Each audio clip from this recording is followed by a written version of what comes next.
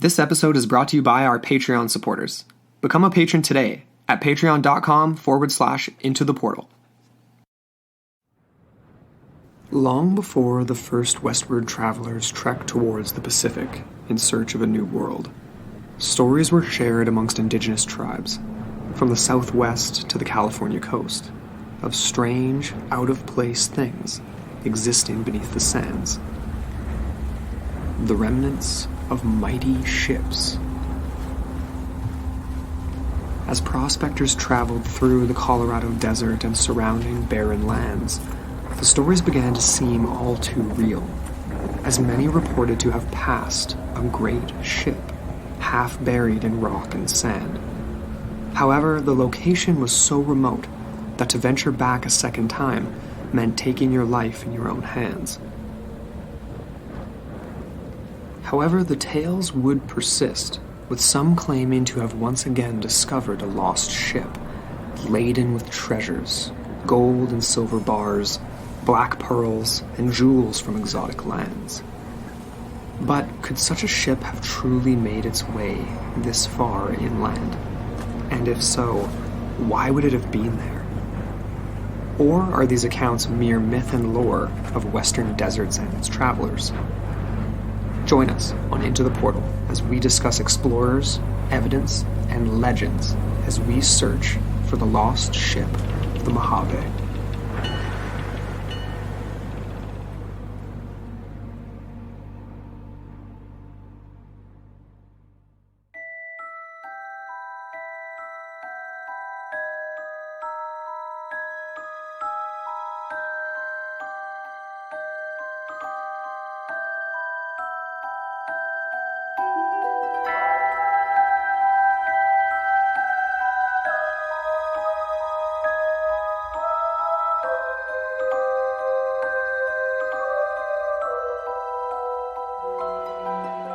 Hello, and welcome back into the portal. I'm Amber A. And I'm Andrew McKay. We are back with a brand new episode. We're doing a one-off today. That's right. So no big grand series planned. No, and it feels weird that we finally have moved on from Sasquatch because that was a while. Yeah. And we hope you guys enjoyed that series. It was pretty... I'm still sitting around thinking like, oh, I need to do a post about Sasquatch today. Like, I need to do Sasquatch promo today. It's like, no, we're past it now. Yeah. No, it's kind of funny. We're wandering back into the desert, but we're also... It's like we're joining forces, our marine myths and legends with our desert legends that we love so much. Definitely. And we're back in North America. We are. So we're sticking to this side of the ocean this week. Mm-hmm. What are we talking about, Andrew? Well, today we're talking about the lost ship of the Mojave Desert, or really more broadly, lost ships of the desert near the Colorado River, different locales throughout California, Arizona, but stories of treasure ships, that could still be out there buried in the sand. But before we get right into it, we have a tiny bit of housekeeping, and right off the bat, shout out to Zenger from the Zeng This podcast for joining us on Patreon and contributing. Woohoo. Man, thank you so much. Also, we had Rachel join us as well. So shout out to you, Rachel. Yeah. Really appreciate you joining us on there and stoked to have you. So today we're talking about treasure ships, and essentially this story of the lost ship of the Mojave speaks of a vessel laden with treasures hidden beneath the sands in a place where it really should never have been. So full of gold, silver bars, black pearls, diamonds, jewels, exotic goods from locales all around the world is kind of this typical treasure ship, whether it's a Spanish galleon or a pirate ship or whatever it may be. But reports by immigrants, prospectors, and different people traveling from east to west in the early days of the United States, they spoke of seeing an ancient ship lying in the desert sands at all kinds of different locations. So, subsequently buried and then uncovered by the blowing sand. So like buried, re-uncovered, buried again type deal. Very interesting. This is a little... For me, the more I think about this, the idea of shifting sands, obviously this is a desert landscape, not a desert. It is arid. It's not so much desert as in you get these epic sand dunes like you get in the Sahara, but you do get shifting shifting landscapes still. Oh, absolutely. And even just to add to that, you mentioned immigrants, prospectors, travelers, but even beyond that, right, the indigenous peoples and their stories of witnessing things, and even in the broader scope of this legend, right, the bodies of water in which that would have facilitated these ships actually being and ending up in this neck of the woods. Ancient bodies of water that were believed to be myth by, early settlers and things like that. In some ways, like I've kind of alluded to this already, like we should be saying plural, like lost ships, because legends talk about various historical maritime vessels being, supposedly becoming stranded and then lost in the, the American Southwest, like we said, most commonly the Colorado desert area, part of the larger Sonoran Desert, and this is a massive territory. It's about 7 million acres, 28,000 square kilometers. And this has been happening since the period following the American Civil War, when there's been stories about Spanish treasure galleons buried beneath the desert sands north of the Gulf of California because there was so much activity there. When was the American Civil War again? I'm trying to remember the name. Don't put me on the spot right there. It's like 1700s, so correct? Oh my gosh. You make me look that up. I'll look it up, no worries. Okay. So, back to the legend here, though. So, this all started with this mass migration, right? And it really kicked off during, the early days of the gold rush. But during the 1800s, this main route into Southern California was the Yuma Trail. So, across Arizona, California deserts, and there was a lot of people. So immigrants, gold seekers, they're all traveling out here across this really treacherous landscape, right? Along the way, they claim to have seen this half-buried hull of an ancient ship. Kind of vague. Well, what kind of ancient ship are we talking about here? Obviously, early travelers and things like that might not have been... they might see something that is a Viking ship or is a Spanish ship. Could they really differentiate? Who knows, right? Exactly. Yeah, that's a good question. But they claimed to have seen this, right? And they told stories of this discovery throughout these towns as they settled along towards the west. And then one of these towns was San Bernardino, California, which kind of became a hotbed for this story of the lost ship. Okay. Many promised to get back out there and return to the desert to try to find it. But of course, once you've passed these extremely deadly areas, you don't really tend to go back, right? No. It's pretty hard to get back. Most people die trying to and go even, back. I would imagine that it would be quite easy to get turned around.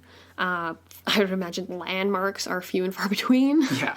And then even your sense, your perceptions, right, probably would be compromised. Definitely. Depending on how much water and food you managed to bring with you. Well, dehydration was obviously the number one killer. Yeah. Not the scorpions or the deadly snakes or spiders or coyotes and wolves and different things like that can get you. Exactly. So a lot of this has to do with the origins of this legend kind of obviously have to connect back to a body of water, correct? Before we get into that, though, just going back to my little fact checking there, I was thinking of the American Revolution, which was in the 1700s, 1776. Right. But then there was the Civil War, right, which occurred in the 1800s. So that was 1861 to 65. Right. Yeah. Sorry, we're not American, so we have to brush up. Well, on that we really, well. brush up is the word, because we should know that. I am actually baffled that I went through my entire, it took me 5 years to do my degree. I never, ever had an American history class. Ever. You know what? I don't think I did either. But you had it in high school, though. I never had it in high school. No, I guess so it's just completely missed, and then I never Well, it gets lumped in there with, like, military history that we took and stuff like that, right? Like, yes. But not specifically just American history. For me, military history is more so European military history. True. Especially going back, way back. Yeah. Definitely. Okay, so cleared that one up. Let's get into this interesting lake, because obviously we're talking about a very dry, arid region. Yeah. But could there at one time, or at multiple times throughout history, have existed a body of water capable of having ships such as this, like a Spanish galleon, or even maybe a Viking longboat or something like that, travel through? Right. So there is such a lake, and it is part of Native American myths and folklore in the area of the Colorado Desert, and also just across into the mainland. Right. So Lake Cahuilla is what it's known as, and essentially it's kind of known as this mythical lifeblood of water that emerges out of the desert landscape, far from any coasts. And it's a magical place of reverence to a lot of indigenous people. Yeah. And of course, before the advent of modern science, geology and that sort of thing, even like aerial photography and all that, it was kind of hard to imagine a body of water as big as Lake Kauai existing. But now we can see evidence of these ancient shorelines all over today in the desert. There was this one excerpt I pulled from Geology of the Imperial Valley, which is in this area, and it was by a man named Eugene Singer. And he just says, here's a quote from him: "There is abundant evidence that the basin," so the Salton Basin is what he's talking about, was occupied by multiple lakes during this period. So he was talking about... he was talking about a few hundred years previous. Okay. Sorry. That's okay. It says here, wave-cut shorelines at various elevations are still preserved on the hillsides of the east and west margins of the present lake, the Salton Sea, showing that this basin was occupied intermittently as recently as a few hundred years ago. Wow. The last of the Pleistocene lakes to occupy this basin was Lake Kauai, identified on older maps as Lake LeConte. Okay. So it was around, this is an ancient body of water that kind of recedes and then flows into the valley, like we said, like the Salton Basin. So that actually encompasses, well, I have it right here, the Salton Basin, Coachella Valley. Right, As far north as modern-day Palm Springs. And this would have drained into the Californian Gulf. Wow. Okay. Yes. So as the waters from the Colorado, the Colorado River, as the Colorado waters receded, as various, areas, or not areas, what am I talking about? Periods of drying and then warming and et cetera, it would have just resulted in this sporadic sort of lake that came and went. Like it comes and goes. So it would have seemed quite mythical, right? Definitely. But it comes and goes, and it's like when it's there, it sticks around for a while because there's obviously accounts of people, finding shells and different, remnants of marine life, so to speak. So it's like it's there for a bit, you know what I mean? But it's so bizarre that such a massive body of water could exist, go away, go away. And there is ideas, so now we're in the Holocene epoch, and that began approximately 12,000 years ago up to present day. And essentially in this era or epoch, the Colorado River with its tributaries is kind of responsible for the flowing in of this Lake Kauai. Yeah. Before, though, in the periods of glaciation, so even into the Pleistocene era, it could have been supported by melting glaciers. Oh, okay. Things like that. That's a lot of water then, right? A lot of water, right? in different periods of time. Right. So it could have actually even been, a lake at one point in time, a decent sized lake, and then at another period of time, at a few hundred years later or something, another period of indigenous oral tradition and history, way bigger, way more capable of a galleon making it onto the lake. And the other part of that is once it's way bigger, there's more chance of these estuaries and streams and tributaries actually connecting back to the sea and providing these pathways for early explorers. And then they would have disappeared. So they would have been essentially stuck inland. The things of myth. That's how myths exist, right? Yeah. So that there is this belief then in some circles that the lake could have at times been connected to the Pacific. So cool. Yeah, a lot of people will say that this is entirely possible and that the periods of drying would have just obviously left the explorers high and dry. Exactly. Literally. And it's interesting because if you actually look at the Salton Basin, there exists that small sea. It's like the Salton Sea or whatever, but you can just see it, how it would have supported this much larger body of water. It's like the depression is there. It's quite interesting. I recommend anyone just to look it up. It's quick Google. Absolutely. No, it's and obviously this whole area now is, of course, like we've mentioned, like Coachella, like where the music festival is, like all the way up to Palm Springs, like heavily populated areas, which is one of the reasons why people think like, oh, this is so unlikely, right? There's no lost ship out there. No one can find a lost ship out there. Surprisingly, very little LiDAR and things like that have been done in a lot of areas that are still, uninhabited desert, essentially, right? Yeah. Well, the Salton Basin definitely isn't like highly populated. No, not populated as in people live there, but Yeah. like people go there all the time. It is True. It is not. It's a massive It is area. not a hard area to get to now. You know right? what? Maybe that explains some of those people that come back from Coachella and they're like, I hallucinated, I saw shit. Maybe they weren't hallucinating. They Maybe actually saw mass one. sticking out of the sand. So the story gets even more interesting when we introduce another character, a man by the name of Charlie Cluster. He comes around in the 1840s, so after he kind of fought in the American-Mexican War. Yes. And this man, Charlie Cluster, we don't really know, like, what's his background? Did he come, was he born in America? Yeah, he's American. It's kind of vague. Like, yeah, he came from the East Coast, and, I mean, we didn't really pull up too much about his family. He came from not a lot of money, you know. He was a basic prospector, right? Yeah. He's looking for his fortunes Pretty in much. America. That's right. So after he's done fighting in the war, he ends up going west, like so many people did, to the Californian American frontier. He was looking for gold and other sorts of wealth, I guess, whatever he could get his hands on. Well, I mean, gold is the goal of everyone, but pretty much just looking for any better life. Any better life. And the promise of wealth and prosperity, right? That was the allure for so many people. And it was funny, before we sat down to record this, Andrew, you made the comment, it was like, the only people that made money off of the gold rushes were the merchants. Pretty much. The saloon owners, the brothel owners, Tavern the owners. taverns, yeah. Exactly. The people that were selling wares. I was out walking, selling my wares. Yeah.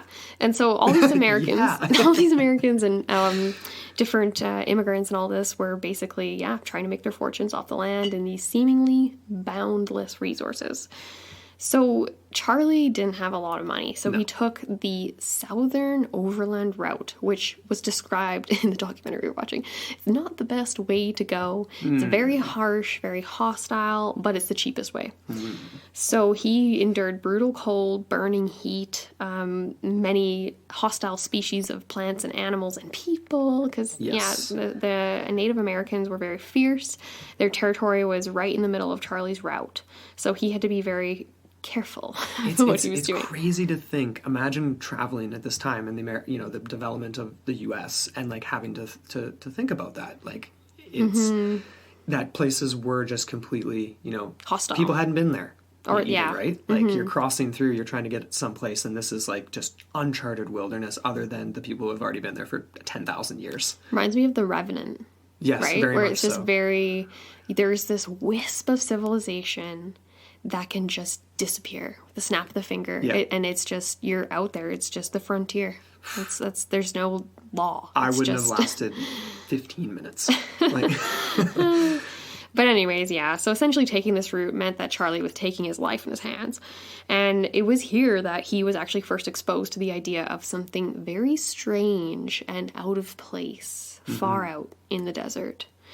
So, this was a tribe that he came across, right? It was called the Cahuilla. yes. The Cahuilla people. Yes. And I apologize if I'm mispronouncing that, but Charlie came across these peoples, and they were actually quite helpful. They didn't kill him. They gave him a place around their fire. And they also told him a tale of the land being covered in a great stretch of water. And that one day, there was a bird with white wings that came floating down from beyond. It stopped in the middle of this lake, this body of water. And then the water went away, so the legend goes. The bird was left laying in the sands. And then they described how the wings of the bird fell into a bare tree. They stuck up out of the sand, and the wind blew and blew until the bird was covered in sand. So Charlie was sure, as he heard this legend, that they must be talking about a ship, a white-sailed ship. Yeah. And that the tree they spoke of must be the mast. So that was really cool. Right. I like how he kind of pieced together the analogy or the metaphor. I mean, some people would say it's kind of a stretch, but it's not. And before we started recording, like you pointed out a few key words you bolded here. Obviously, the idea of came floating down from beyond. Like down from the horizon is kind of how I just like not down from the sky. No, but if it's a kind of like a Fata Morgana effect or something like that, like you're looking far out in a body of water, yeah, it's going to look like it's something descending. It's floating. It's hovering. Exactly. That's like how ships do. Exactly. Yeah. What was the other word you mentioned here? I mean, there's a few. It's very telling of potentially something. I think that like was the biggest ship. one, the idea of the floating. Right. Yes. So this is very tantalizing, but obviously Charlie kind of had to continue on. He was in kind of hostile territory, limited resources and all that. So he arrived in the spring of 1848 in what would later be called Los Angeles. Yes. And it wasn't really the West that he expected. There wasn't much going on. No. And he kind of made the decision to head to Texas because he wasn't getting anywhere. I think he had a small claim. He was trying to work it. He wasn't getting anywhere, though. It was kind of like, was it already picked over at this point, or was it just really... No, this was the very early... This was the early days. He got there expecting it to be a little bit of hustle bustle, you know, a brothel to go to if he wanted. He got there and it was basically just barren. Okay. He could have been one of the first. He could have been one of the wealthiest if he stuck around. But that's he was, unfortunate. Yeah. So he heads to Texas. So he's heading back kind of southeast. And obviously this is another expanding American frontier. There's lots going on. So he kind of expects to kind of make his way there. And then now that he left, that's when the gold rush really started to take off. Right. That was kind of, I was like, wait a second. Because he comes and then he goes and he comes back. Exactly. So he's sitting in Texas and he's like, crap. Yeah. Crap. I gotta get back. Yeah. So he gets going. Yeah. This guy. So he had some early success, but it quickly ran out. Yeah. And like so many other prospectors, he was struggling. And so, yeah, he headed to Arizona in 1867. And he's just following the reports of gold. Pretty much. Just like so many other people. This time, he's heading west with a train of people, though. It's not like how it was the first time where it was just him trekking through the desert. That's right. It was just, a bunch more people.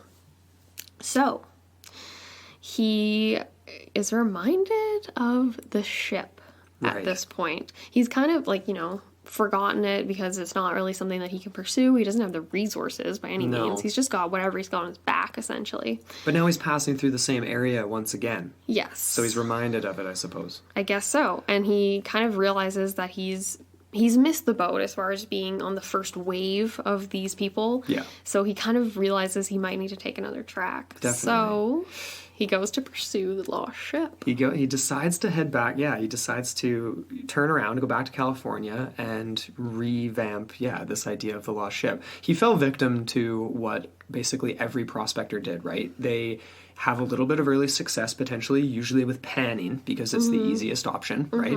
Then when you go and stake other claims, and you end up having to actually work those claims, people quickly realize that you can't just get gold out of the ground with a shovel and a pan. Yeah. It's way harder to get out. You have to separate it from ore. There's a whole process. There's cyanide involved. Like, it is not easy to do. It's super expensive. It often costs more to do than you get out of the ground, right? Yeah. So he decides to focus more on the ship. And there's early reports of something in the sands, and it came from this guy named Colonel Albert S. Evans, who in 1863 claimed to have seen the ship. He later published it in 1870, and this was one of the early accounts that really gets Charlie going. He sees it in a San Bernardino newspaper.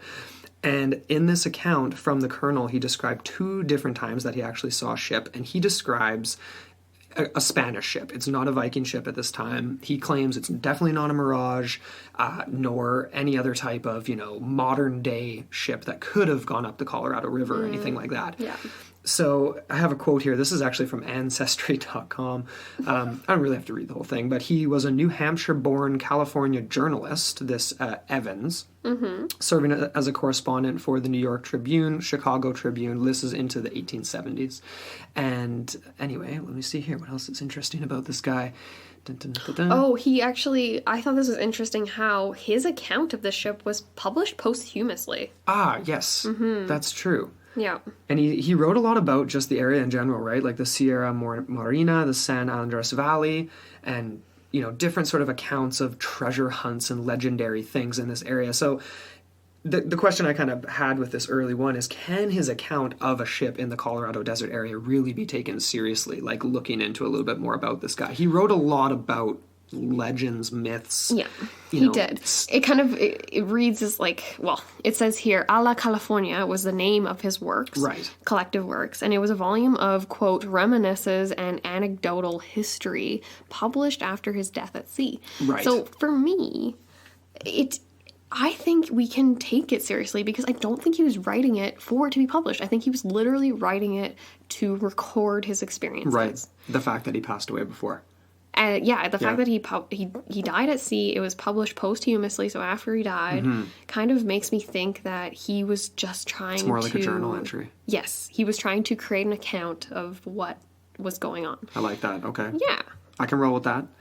You know, after this, though, I mean, it really caught storm. I mean, especially after Charlie began looking for it and after his first expedition looking for it. But it was like wildfire, right? I mean, this is the type of story, especially in a place like California, new frontier, you know, uncharted territories. Like, people would eat up stories like this. The promise of gold and treasures. Of course. And at the same time, too, this is yellow journalism in its heyday because newspapers are competing against each other. And San Bernardino Press was a smaller newspaper at the time. But, I mean, you've got articles popping up in the Los Angeles News, the Sacramento Union, the Chicago Tribune, way out on the East Coast, and the San Bernardino Guardian in October of 1870, which is another one that really gets Charlie back on the search. And it even gives details as to where the ship actually was. So this one said, under 70 miles away, 40 miles north of San Bernardino, Fort Yuma Road, 30 miles west of Dos Polos. So needless to say, I mean, this story was really beginning to spread, and Charlie had some sort of coordinates as to how to get there, right? So he turns his focus back to searching for the ship. Or at least, this is how it kind of appeared to be, because some people claim he was looking for other things. Like what? Potentially just more gold. Oh, okay. And that he was using the story to try to drum up some funding for himself. Oh, that's clever. Right? Was he that clever, though? Because he had already been a total idiot and missed the boat in the 40s, went to Texas, came back because everyone else was doing it like a sheep. He was just doing the same thing as everyone else, right? So it's like, it's kind of a hard thing to believe that he would be that clever, right? You could read it both ways, I guess. It could be just sheer desperation, though. He's just like, he's at the end of his rope as far as what he has for resources on his own, and so he needs the patronage of someone else. Right. Kind of. So, I mean, it's likely, but at the same time, if he really believes there's a lost ship out there, that's a hell of a lot more treasure than mining gold out of the earth. You got to find it, right? So he heads back into this one of the most hostile environments on Earth at the time because of this news story. And he knows all these things that can kill him. We've said it already. Violent Native American groups, spiders, snakes, wolves, scorpions, and most importantly, lack of water. So he's going through the Coachella Valley, finds himself kind of lost. He's losing his land markers. He's no longer on the same route as his last trip to Arizona, you know, for his gold rush several years earlier. Right. And he even had a brush with what he described later as quicksand, which is an indicator of water, which is kind of interesting. I thought I added that in there, yeah. I thought that was interesting. Like groundwater, obviously. Must have so been. There could, yeah. That was another thing we didn't really touch on as far as like the sources of Lake Hoya, like if it could have had like an underground spring. Like Palm Springs is obviously fed by an underground spring, so. That's entirely possible. Yeah. We need to get Dana back on, talk about some geological things.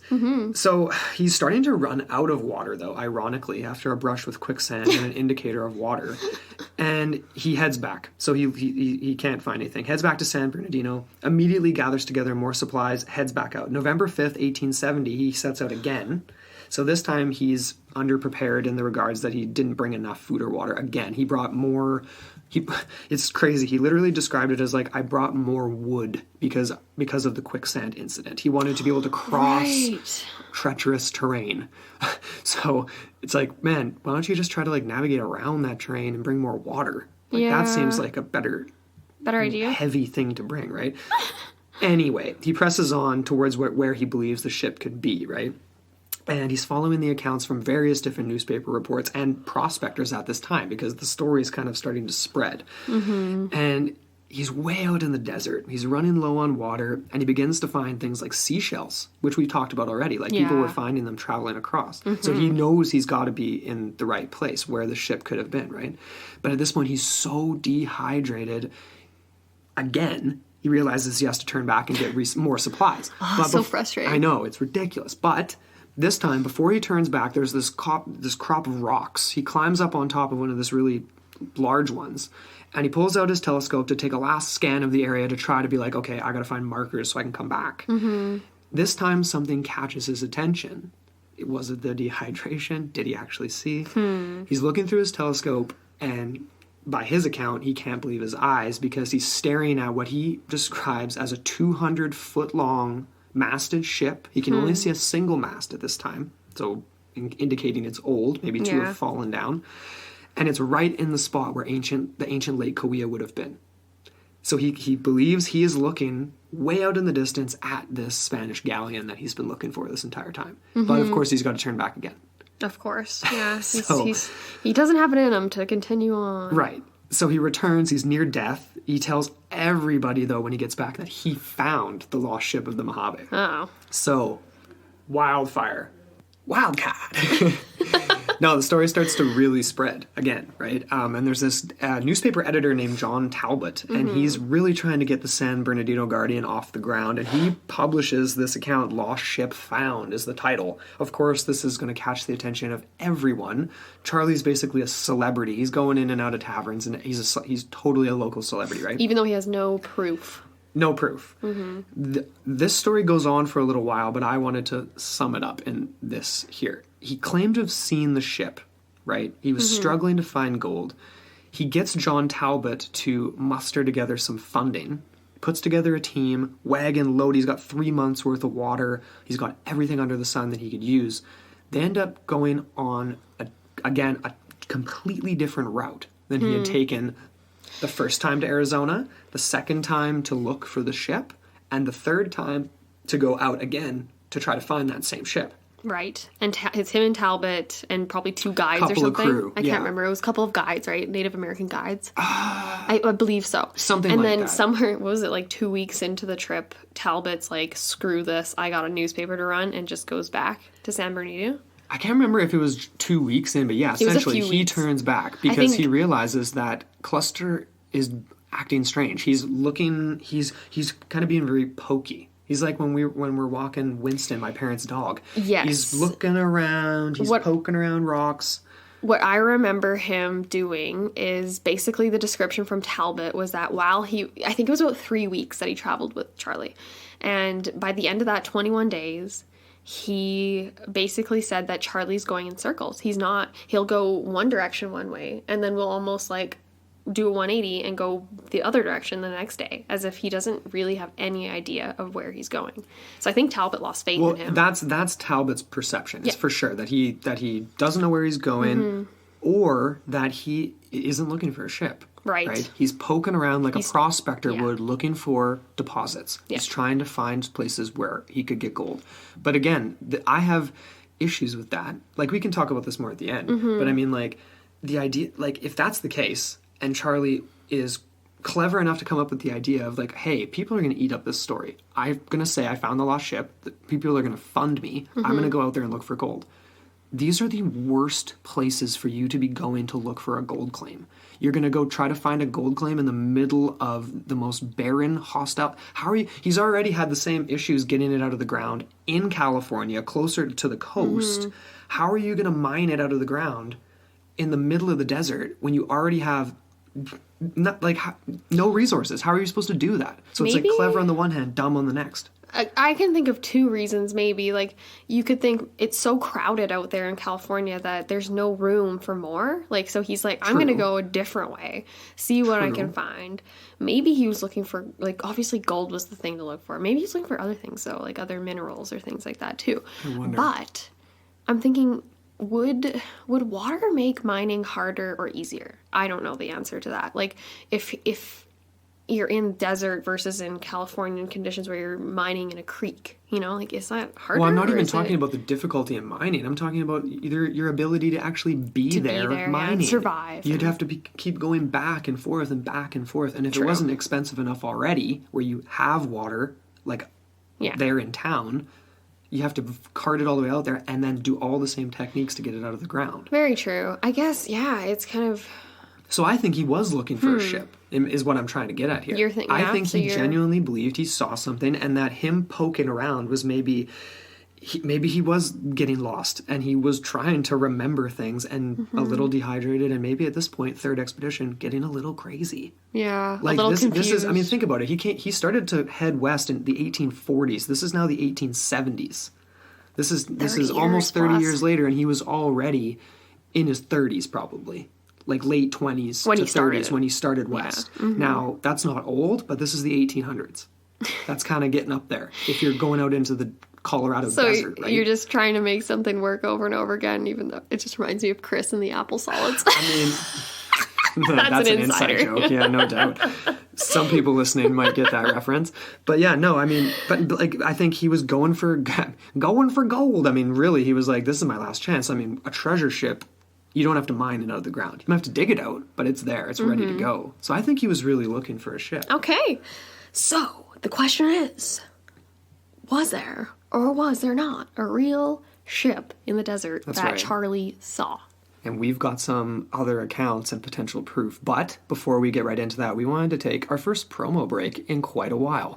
And we actually have a little bit of news that we didn't say off the top of the show, but we wanted to let you guys know that we've actually gone ahead and started our very own podcast network. It is Yeah. called Straight Up Strange Productions. It's going to be focused on myths, legends, history, true crime, audio drama, science, unsolved mysteries, and all kinds of cool stuff. Exactly. So we kind of briefly introduced this on our Film Friday just a couple days ago. Yeah. But we're doing a soft launch. We're rolling it out. We've got about 6 or 7 shows on board right now, which is really exciting, and a few more that we're in communications with. And so, yeah, look forward to this. We're gonna be doing all sorts of fun stuff. So follow us on Instagram, Twitter, Facebook. We're going to have a fun forum with lots of content and fun stuff for you Definitely. guys to take a look at. And yeah, there's so much. I'm really excited. It's hard to even list it off because we have a ton of cool stuff in the work. Like there's going to be episode collaborations. We're going to have a shop up there eventually. We're going to have a really cool blog. Lots of cool stuff. Exactly. And one of the shows in the network is none other than Folklore on the Rocks. So we're just going to take a sec. Yeah, folklore. I love these two. Obviously, Yes. another like male-female host team, which is really cool. Booze fueled. They've always got fun cocktails featured and all that kind of stuff. So yeah, let's give them a listen.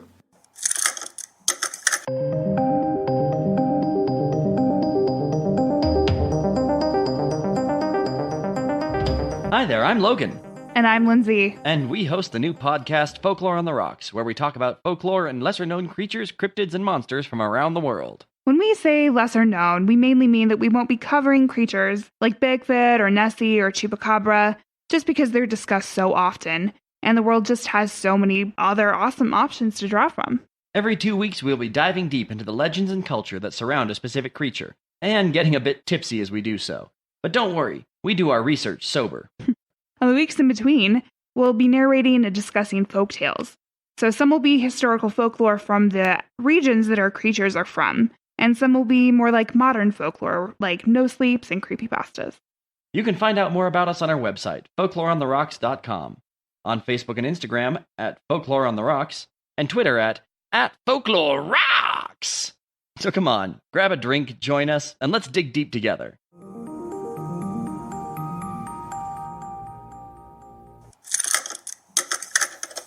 All right. Yeah. So make sure you guys go check out Folklore on the Rocks. They're awesome. Super fun. Let's get into some accounts of ships, different types of ships that could have potentially found their way into the Mojave Desert Yeah. in ancient times, in more modern times, medieval times, all that kind of stuff. Definitely. The main question here is, what exactly did people like Charlie see? Because we have all these accounts from like the 1800s newspapers Definitely. that are making all these types of claims. So what type of ship was it, or is it? Could it have been potentially? If we are to believe that it may still be out there buried beneath the sands, could it have been the Spanish galleon? Is that too modern? Is the Viking longboat fit that narrative? Is the Chinese junk more appropriate? You know, there's lots of Potentially. options here. We did mention the evidence of, well, it's debatable, right? Those anchor stones that are present off the coast of Oregon and California Yes. and Washington, that sort of west coast. And those ones were I can't remember. Those were Chinese. They right? would have been Chinese, but at the same time, it is kind of contested because of the fact that some of these are naturally formed. Right. So, right. But yeah, no, there's all sorts of different lines of thought that we can go down. But okay, let's start with the Spanish Galleon because I think that's probably the most likely. Probably. And it is known that the first Europeans to this region, so going around the tip of South America all the way back up the other side on the Pacific and ending up in the Californian area. There's that peninsula there. And these Spanish explorers, the first of which were led by Melchor Diaz in 1540. Yes. He traveled upriver from the Californian Gulf, and then he actually sent expeditions overland by foot to Lake Coia. Right. Which was actually, I guess it was around then in the 1500s. But at this time, obviously, the estuaries are gone. Like, Yes. it's not as big of a body of water. So you could almost call it would have been closer to just the Salton Sea at this point.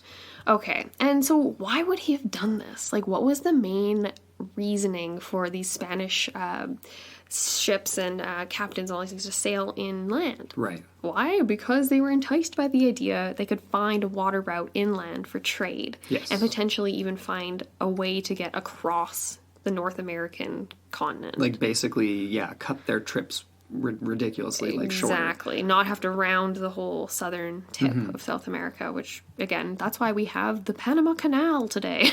That's right.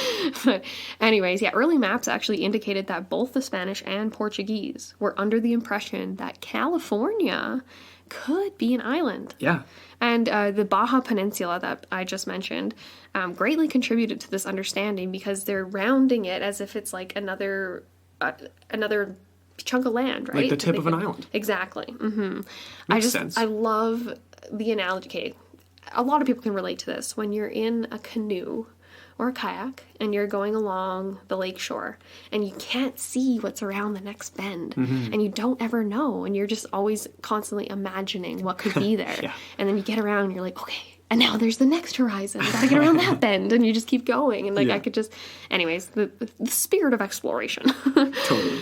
But anyways, it is known that, so we've talked about Lake Coia, we've talked about the idea that it was this inland sea, but there's also the idea that the waters coming from the Colorado flooding this area could have basically maybe formed connections to the sea. Right. Like we mentioned, like these estuaries, right? Exactly. So could a smaller Spanish vessel have traveled inland about this time, It's a very curious idea. Because these are massive ships, right? Like, this is the main reason people doubt it. They're big ships. They're 3-masted galleons. But you never know.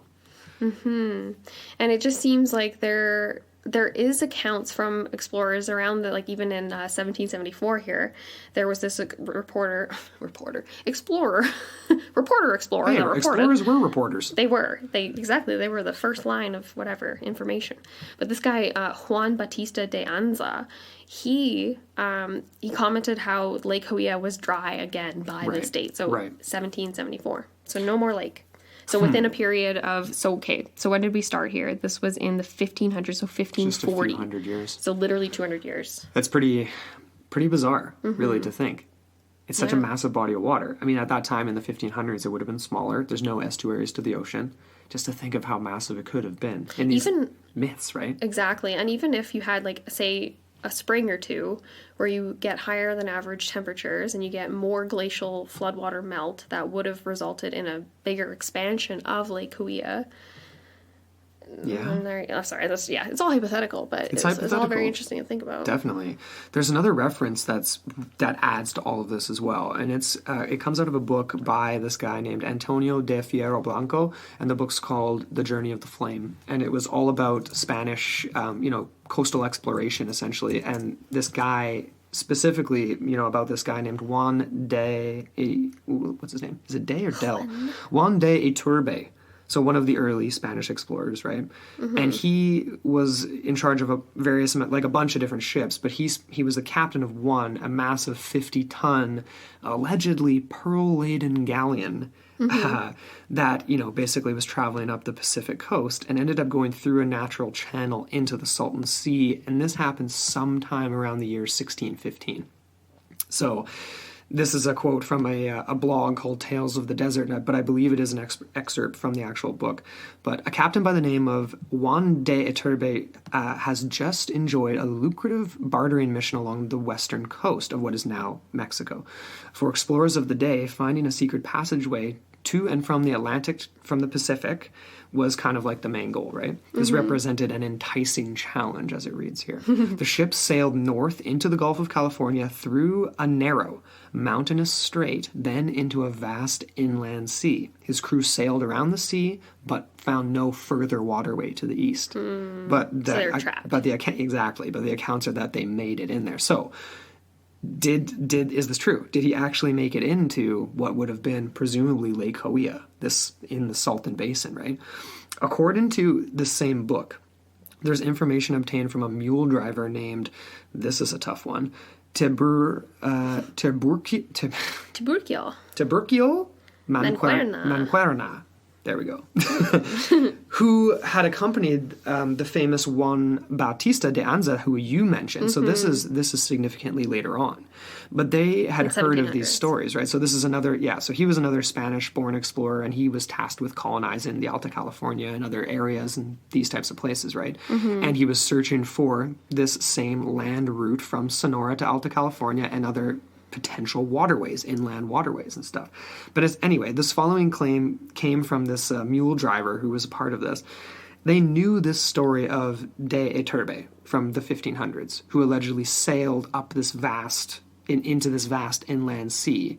They knew of the accounts that Iturbe had spent about a month aground on a sandbar after being essentially trapped in this inland sea, right? Okay. When a great cloud burst rushing down from the high mountains filled, again, this part of this inland sea with water and debris, creating such vast waves that the vessel became unmanageable because it's a large galleon, but now on a it's rocking on a smaller body of water because they were left high and dry, and now it's being essentially crashed. I mean, a ship crashing is what I'm picturing here. It's a teeter-totter effect, right? Because if it's rocking on a sandbar, it's kind of already exactly. Yeah. Right. And then, no one saw that, but Andrew's just like making the rocking motion as if boop, and there you go, capsize. Right, capsize, smash over, right?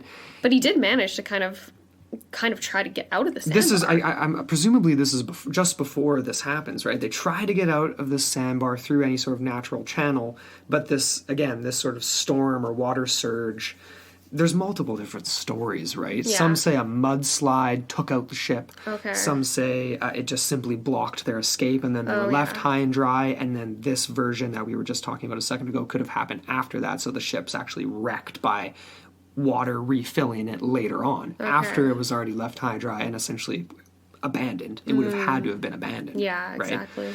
So, yeah, I mean, but that's interesting. Like, yeah, the idea that obviously if you do get an influx of water, it is going to be filled with a lot of things, right? Because even like everyone knows, but like when you get like a flash flood in the desert, right? Like it's very violent. There's a lot of debris and stuff, and it's quite dangerous. Yeah, you don't want to get caught in one of those little those dry little runs where that fill with water when these types of events occur. No.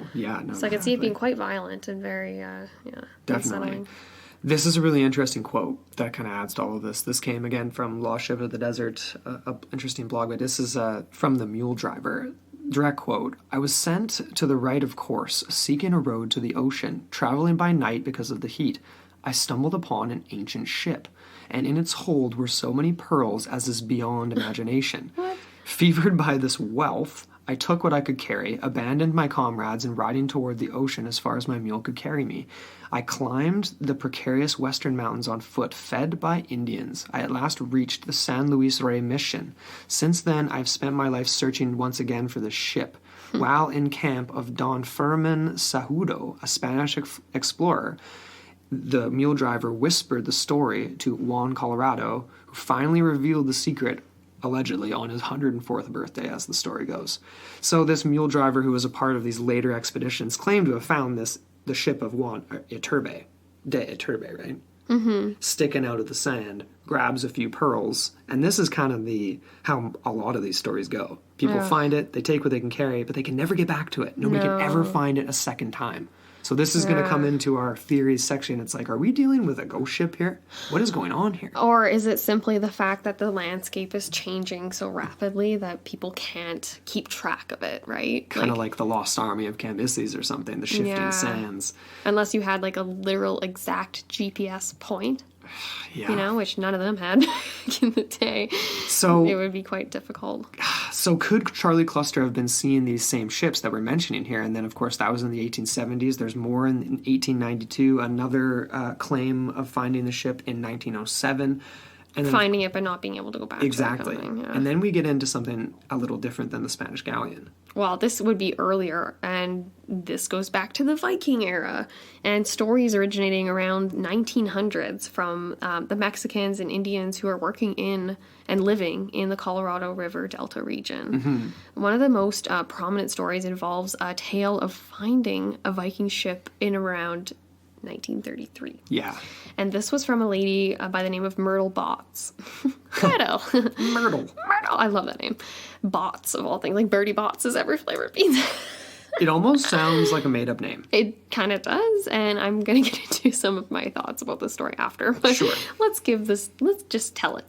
So this Myrtle Botts was traveling with her husband, and I'm assuming this was vacations, not like this isn't the pioneer days by any means, but 1933, pretty early still, Dust Bowl era.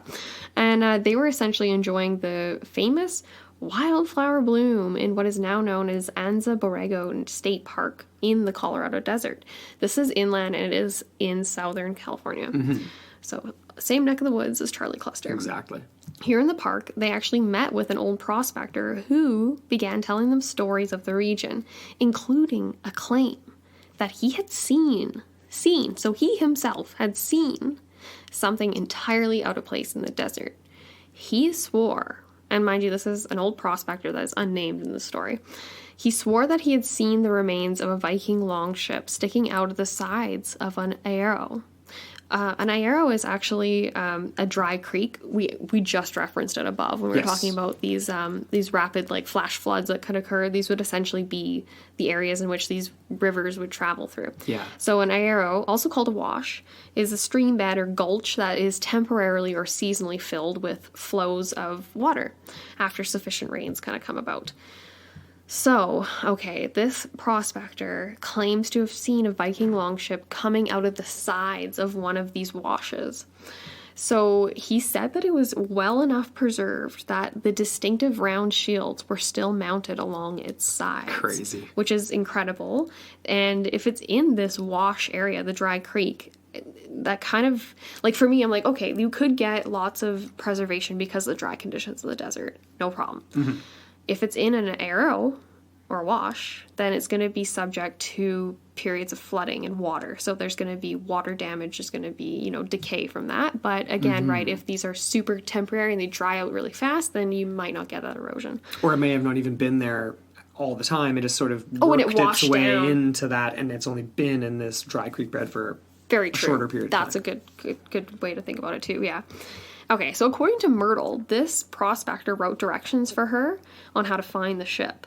And this piece of paper with the original directions is actually preserved to this day at the Julian Pioneer Museum of Julian, California. We gotta go check it out. So if anyone's in and around the Julian area of California, please go check out this museum. The alleged original directions. Yeah, it's very cool. I would imagine that they're irrelevant now.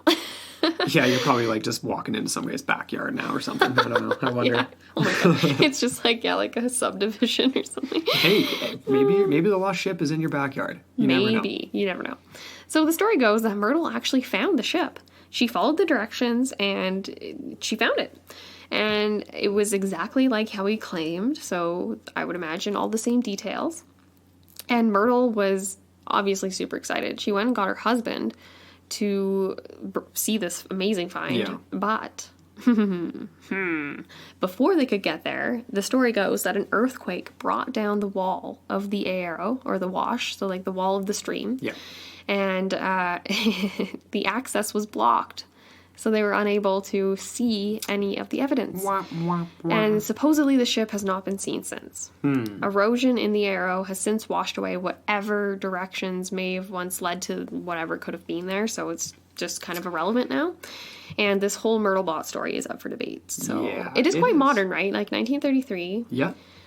And it does match. I mean, we could, like, if we really wanted to, we could just list accounts. But there were earlier Viking ship accounts. Okay. Like, that people saying... So it wasn't the first. Not necessarily people saying, I saw a Viking ship, but people saying, I saw a ship, and then the way they describe it is not single-masted Right. or like holes where oars would be, Right. you know, longer, like not a Spanish ship at all, or a Chinese junk, or any other type of ship like that. Okay. So again, right, like this does kind of read as like a bit of like a early American folklore tale. Because of the earthquake. Yeah, and it reminded me instantly of when we were back to our Noah's Ark series when we had that guy, I forget his name now, but he claimed essentially him and his buddy scaled the mountain, found a little hole, and they essentially crawled into the hull of Noah's Ark, and Yeah. they saw all the mangers and the pens for animals and everything, and then disaster strikes, and what was it, an avalanche? Yeah, It was an avalanche occurred and wiped away all the evidence, including the camera. And one of them died, didn't it? And, well, his partner supposedly died. Right. But then it was found out that he had never even been to Turkey, that guy, so... Kind of need to go to Turkey to do excavations in Turkey.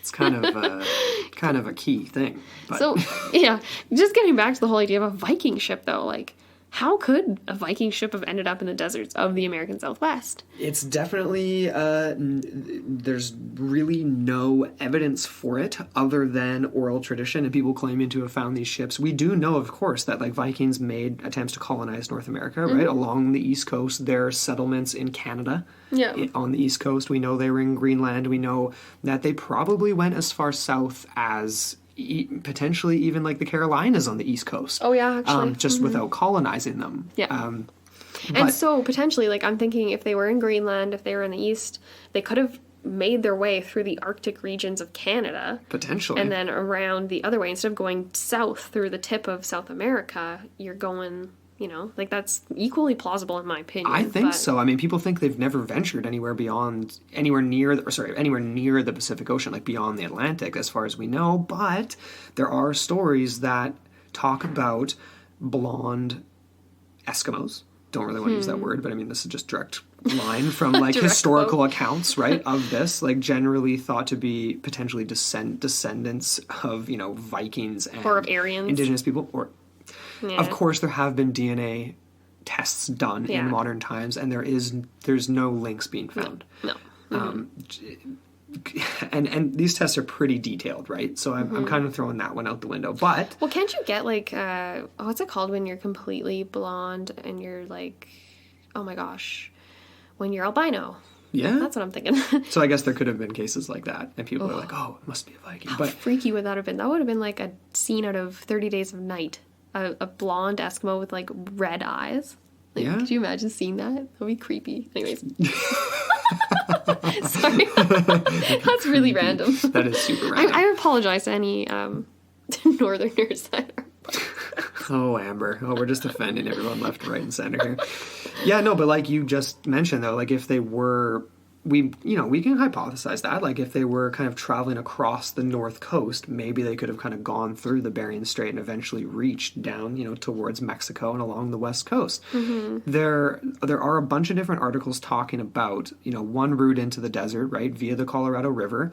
The Colorado River is much better suited for a Viking longboat than a Spanish galleon to travel That's into true. it. As right? far as size goes. And Vikings are hardcore people, man. They could have made it through that northern passage across what is now northern California, northern Canada, and down the Pacific coast. Yeah. If they wanted to. I would imagine so. Yeah, I mean, but this is like, right, feeding into, so the Colorado River, which feeds into the Gulf of California, also known as the Sea of Cortez.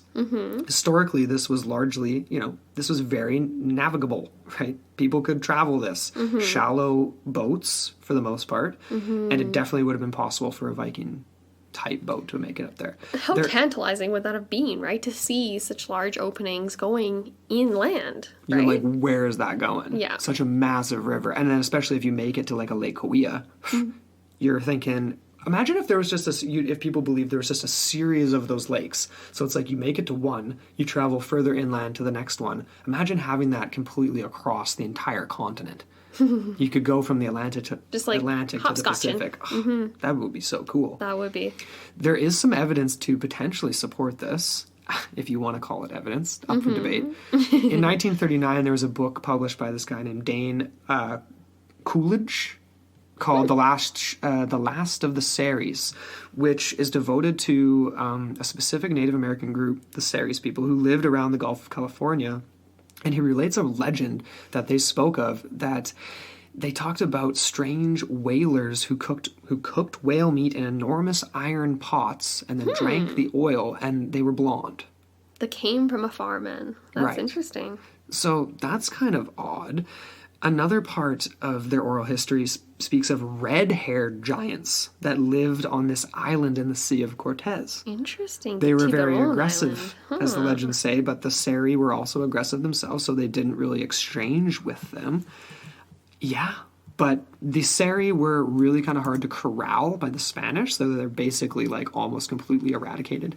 These are just oral tradition stories, but they're talking about, I mean, I don't even know. Like, this is almost akin to, I don't even know. It reminds me of some weird reason of like in UFOlogy and the description of like the blonde, blue-eyed, like tall aliens or whatever. Exactly. Right? Mm-hmm. Norse looking. Like, are these Norsemen being described that have visited Mexico and the Pacific coast?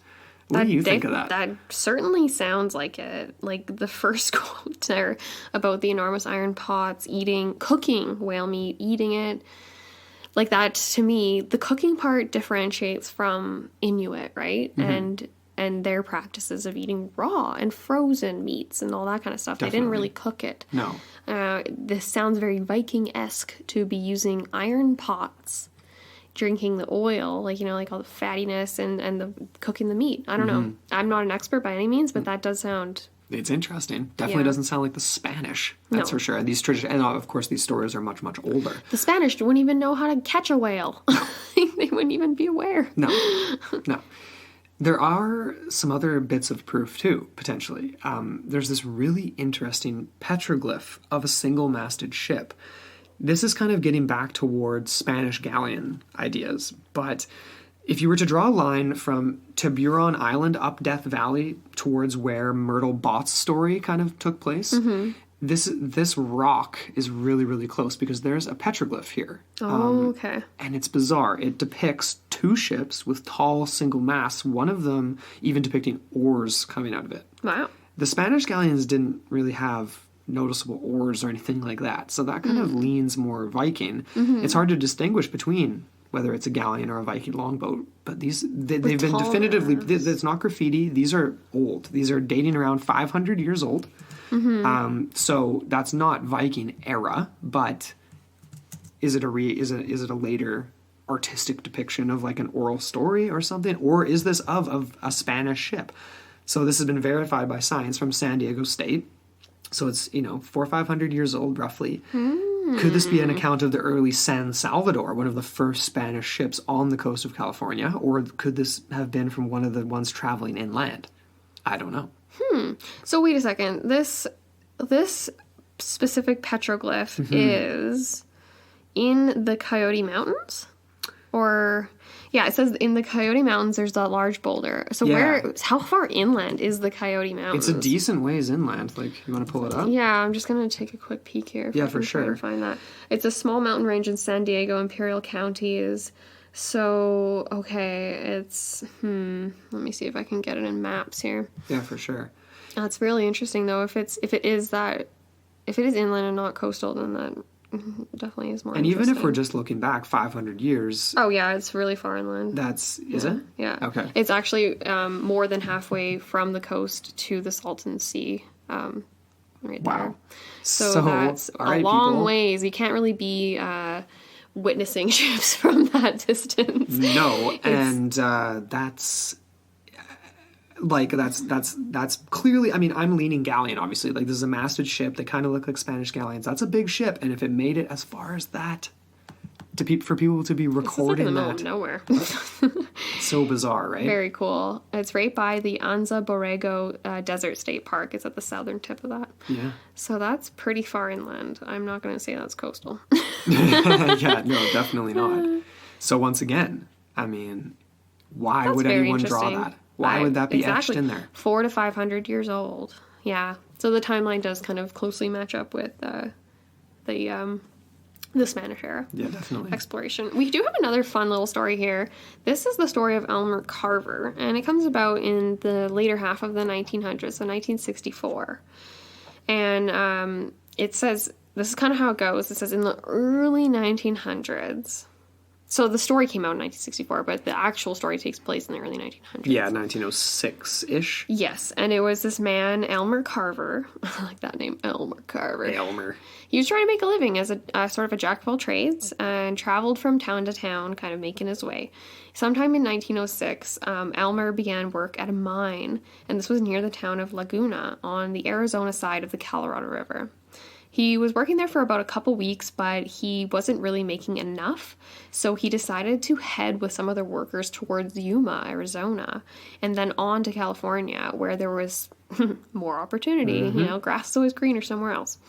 And he actually met up with a man named Nels Jacobson, a local hog rancher, and ended up ranching with him for quite a while. And one evening, this is a quote here, one evening Elmer was exchanging stories with Miss Jacobson, Nell's wife, after he left on some business. She mentioned why her husband went to Los Angeles, that he had gone to sell gems he had found in the desert. Mrs. Jacobson went to the bedroom and returned a few minutes later. In her hand was a small box, and then when she opened it, on the top of the black cloth were 3 small diamonds, an emerald, and a huge blood-red ruby. So Mrs. Jacobson revealed that these gems had come from a ship located right behind their house. So the next morning, Elmer went out to see for himself, and about 200 feet behind the house, he saw the bow of the ship. He described it standing about 6 feet high off the ground, and then about 50 to 60 feet away from the tip of the bow, there was the stern coming out of the sand, about 4 feet high. So it's about a 50 to 60 foot long ship. Interesting. And then it says here, through the years, most people have believed that the ship was most likely either Spanish or English due to all the activity of the 16th, 17th centuries. So, yeah. I thought that was really, really interesting, too. So, again, right, like... I mean, that seems likely, 16th, 17th centuries, but the length of it sounds kind of Viking. Like, to go back to kind of the Myrtle Bots-esque story. Yeah? Was that kind of roughly the size of the Spanish Galleon? Because Well, no, like, 60 feet isn't very long, right? Like... It's... That's not... Yeah, that's more... Sorry, did I say Spanish or Viking? You said Spanish, but I mean, like, to think about a longboat, like 50, 60 feet isn't super, super long. And of course, I'm always using like a 10-foot high basketball hoop as a reference. Like that's, you know, it's not super duper long. Very true, very true. Like the average like Spanish galleon, let's see here, average Spanish galleon size. Let's see. Would be, well, yeah, about double that, so 160 feet. There you go. Again, though, the location has remained a mystery because the ship is no longer in this area that he had described originally. And, you know, whether you believe the story or not, whether it was raided and taken away, or whether or not it's the same case. It can never be found a second time, even if it is right behind the house. Oh, teacher, me, Yes, please. you. I just had this thought. I was like, well, even if, say, like, this guy did see this stern and this bow and whatever, what if we get some opportunists come around and use it for firewood? Well, I mean, in the absolutely. cold desert night, right? Totally. There was the same thing with the Lost Ark. The idea that it would be still there. It's like, no, people would have used it. Yeah. And if they got stranded, even the ones on Noah's Ark, they would have used it to build their houses and ships and things.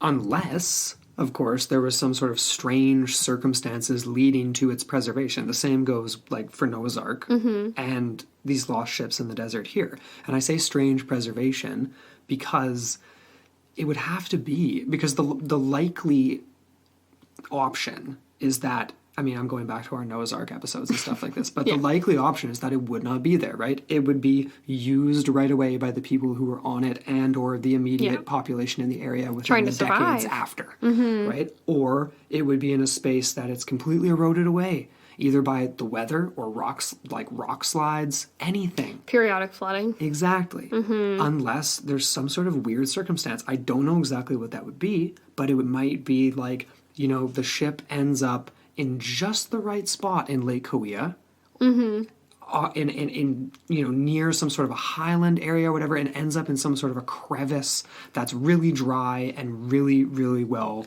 like perfect for preservation, right? Yeah.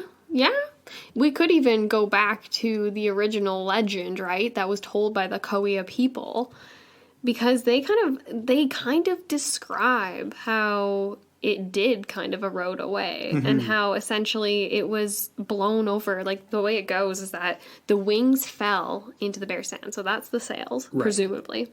Then sticking up out of the sand, the wind blew and blew. So harsh winds.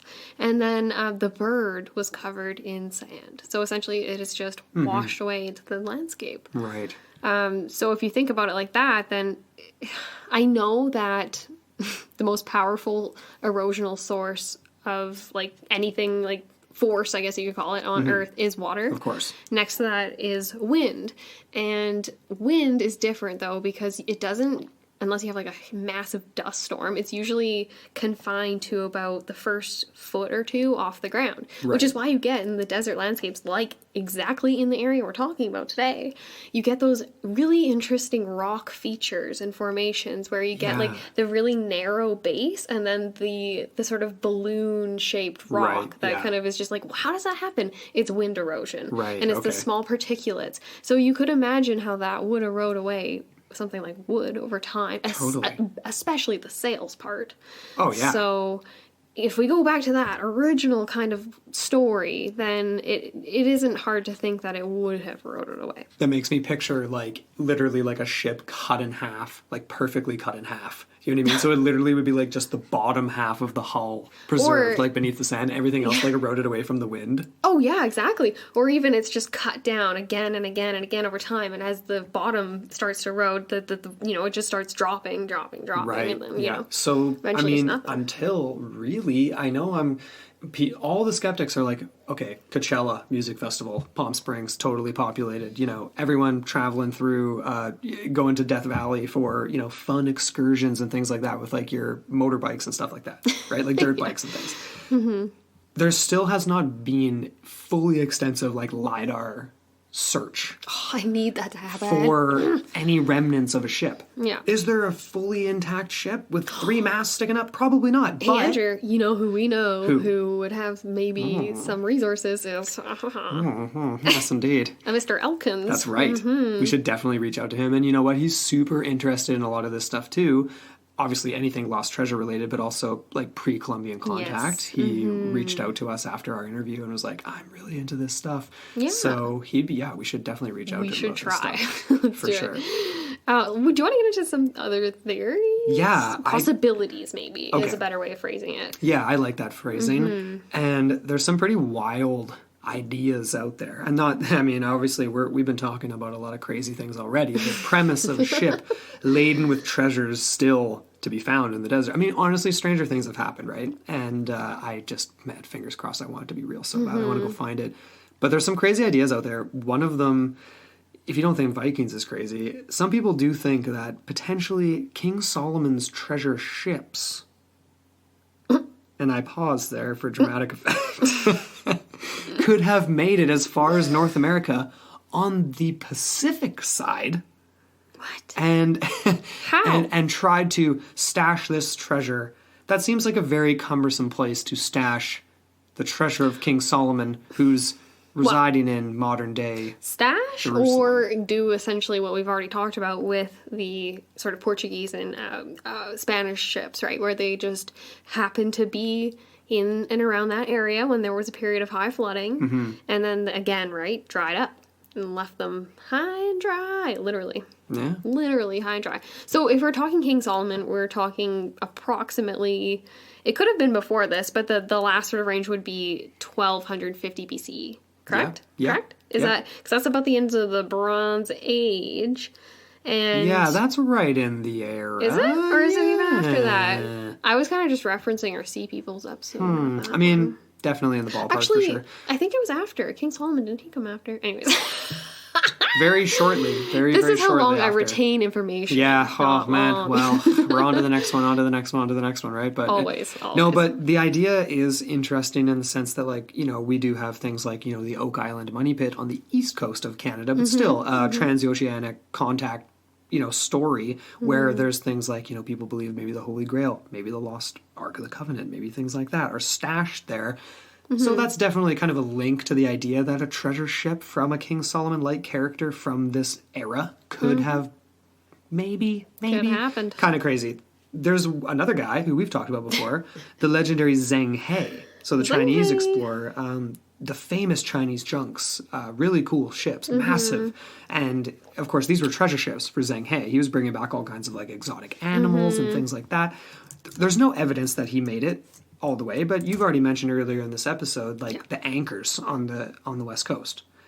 The anchors very likely Chinese. in that are origin. debated, but at the same time, if you look at a Chinese junk, well, you can make the argument either way, but they're beautiful. They're a lot more artistic. They're almost like origami. They're ornate. And they look like swans. So I could see the legend, the original legend again, kind of fitting that style of boat.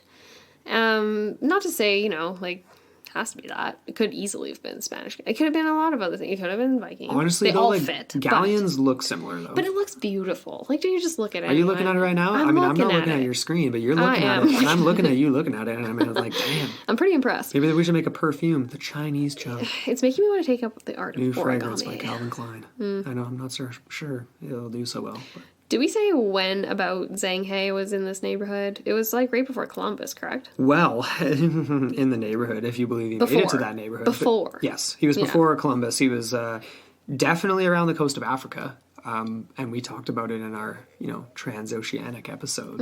Very likely could have made it across. Definitely had the capability. The other crazy idea is the lost tribes of Israel. Well, is it so crazy? Ever since Noah's Ark, I'm like, I don't know. Honestly, ever since Noah's Ark, more like ever since we started this show, like anything is possible, really. If St. Brendan made it. And St. Brendan made it. I'm telling you guys right now. If you haven't listened to that episode, go back and listen. And there was a guy that totally recreated that and floated over on a raft, and he did it. What was the name of that episode again? It was The Irish Connection. Yeah. Something. What was it? Was it called just Anyway, go back and look, people. You can find it. But somebody recreated it and did it. So, again, Lost Tribes of Israel, there's a million different places where literally every corner of the earth has been touched by that story. Like, could the existing, pygmy tribes deep in New Guinea, like, be remnants of the ancient, like, Lost Tribes of Israel? Like, people think crazy ideas like that. Well, so it's not so far. I don't know. The human condition is survive. So, could they have made it that far? That's a great way to phrase it. Yeah. Do you want to get into some other ideas? Yes, a I little do. bit more on the woo-woo side of Well, the things? woo-woo and the into the portal side. I mean, they're woo-woo, but not... They're good. They're good. I mean... We're just going to throw it out there. Ghost ship, maybe. Yeah. I'm kind of jumping... Oh, should I do the skeptic perspective or the believer perspective first? Well, because I don't know. I'm kind of on the fence with this one. Like, I told you before we recorded that I'm not going paranormal with this one. And I don't know. But anyways, the idea of a ghost ship is interesting because, like, it does kind of fit with this whole theme. People see ships, they're unattainable, they can never find them again, or they see them in the distance and then whatever circumstance prevails and they're unable to actually get there. So you could interpret this as maybe, again, like when we talked about the, oh my gosh, what was it on the east coast of Canada, the Halifax, the ghost ship? Yeah, there's a few phantom There was ships. a few, and there was the one about the fire, and people thought that it was like a recreation of a famous ship that went down in Chaucer flames. Bay fire ship. Is what it was called, I believe. Exactly. So some people think that it's echoes from the past, and that these are recreations or like phantoms of real ships. Could this just possibly be a hallucination, though, too, if you want to take that skeptic's perspective and be like, you could even interpret this as like a form of Fata Morgana, which we talked about in one of our Patreon episodes, actually, with the Min Min Lights phenomena of Australia, which was a really fun episode. But this is interesting because Fata Morgana can be seen every day, right? If you look into the distance, if you're staring at a body of water, ships may appear to be floating in midair. Yes. And it's all an illusion. It's all just, it's a trick of the light. It is. And a refraction of light. And so some people would, if you want to take skeptics' side, skeptics, it could be a possibility, right? Fata Morgana. But you've mentioned, though, and Fata Morgana is interesting because a lot of people interpret it with the presence of water. If we have Lake Kauai around, there could be this, but there has to be something there, you would imagine. Not to say that obviously people hallucinate in the desert, and that is just a classic mirage. Yeah, there's that. There's that totally as an explanation, right? Lack of water, dehydration. Dehydration leads to hallucinations alone, let alone the existence of mirages if you're not completely dehydrated, right? Exactly. That just happens. And we see it every day when you're driving down the road on a hot day and you see it above the concrete.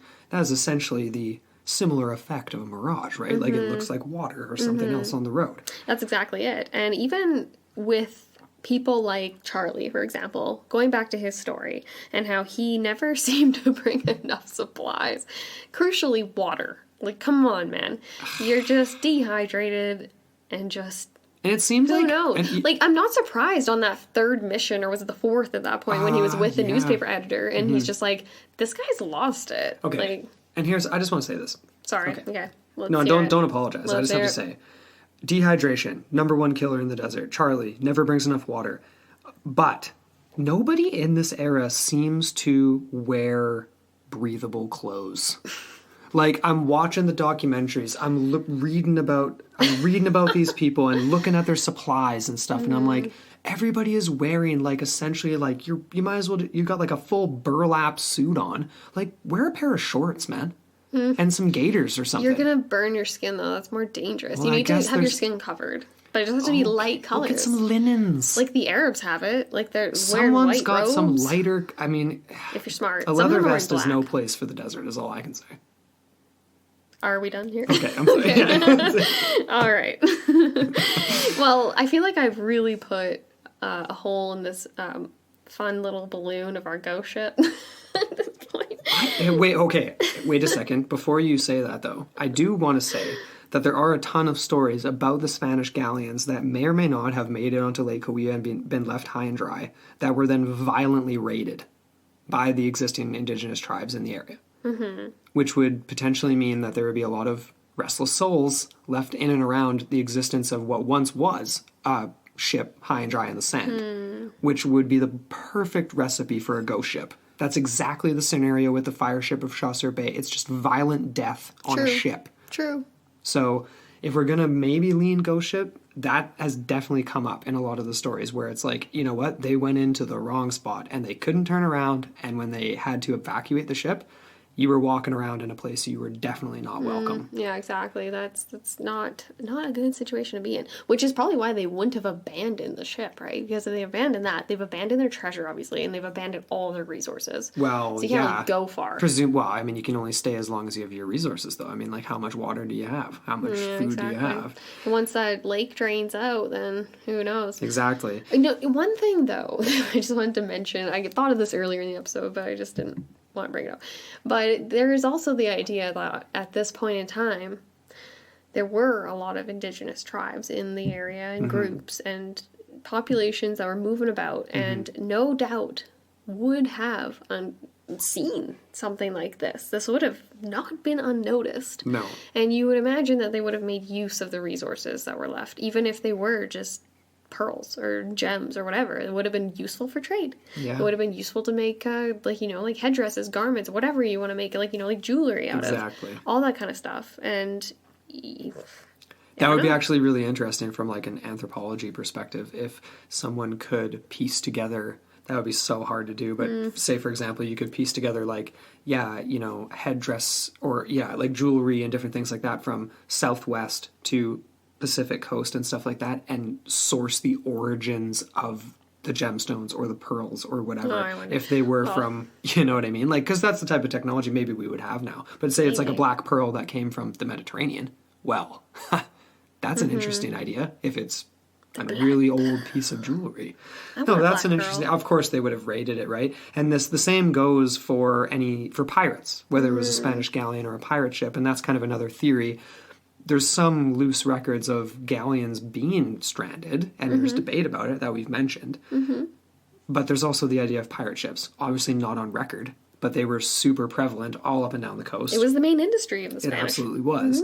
So could there have been a galleon? It would have been similar to a Spanish galleon, whether it was like a British ship or a Portuguese ship or whatever pirate ship we're dealing with here.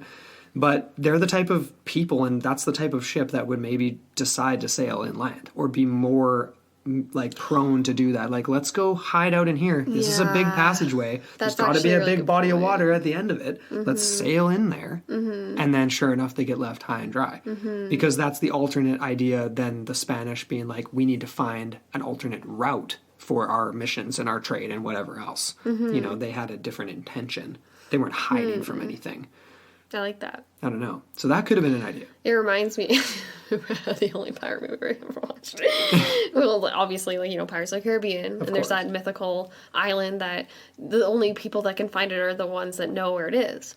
So if you don't know where it is, you're never going to find it. We could apply that to the lost ship itself, which is kind of an interesting fictional idea. Just total conjecture. But at the same time, you can see the use, right, of going into these areas that maybe explorers, even though it was quite tantalizing to think that you could potentially find the passage that would connect back to the Atlantic or whatever. But pirates make sense. You have to stash your booty somewhere. You have to hide your ships. You have to, you know, have a lookout. You have to have a safe zone, or, like, you know. Well, I mean, especially if you're being chased, like, even if it's a place you hadn't been before, you know, it's like, okay, I mean, there's galleons down that way. We should probably maybe scoot in here and hide for a bit and then go the opposite direction.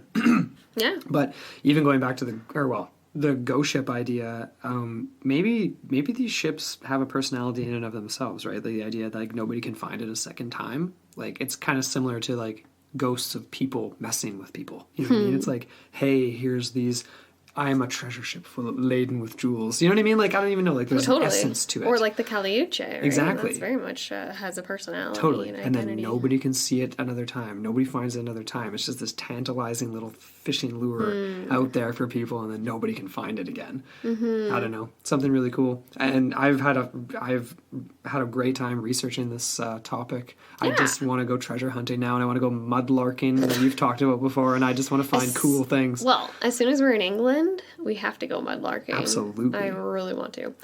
Thank you so much. You did all of the research for this episode. Oh, well, I just contributed my little pedantic whatever comments here and there. You had some marvelous comments, and you added some good stuff here too. Don't sell yourself short. But no, thank you guys so much for listening, and we want to hear what you guys have to think about. I mean, whether or not you believe there may be still a treasure buried beneath the sands somewhere out there in the mountains. I know it's more populated, but you never know. Like I said, stranger things have happened, right? So yeah, thank you guys. Hit us up, into the portal mailbox at gmail.com. We always love getting your emails about the show. We do, and we always love your emails. We love everything. We really do. We really appreciate everyone's feedback. It's really important. It's so inspirational for, especially, you know, when you're having a little bit of a hard day. You're like, you know, this is why I do what I do. Definitely. And this is, it's all the gratitude. We don't make and everything. much money doing this. We just love it. And definitely be sure to check out Straight Up Strange Productions. We're just doing a soft launch. The website's up, though. It's just straightupstrange.com. And there's lots of really cool shows. And we've had a lot of interest. So we're going through more. We're going to add more and more and more to the lineup. And definitely bring you guys more content. So if you're interested in that, anything paranormal, weird, science, history related, you know, folklore, all that stuff, we're going to have our website and our Facebook group Yes. up and running pretty quick. Yeah. So lots to look forward to. Definitely.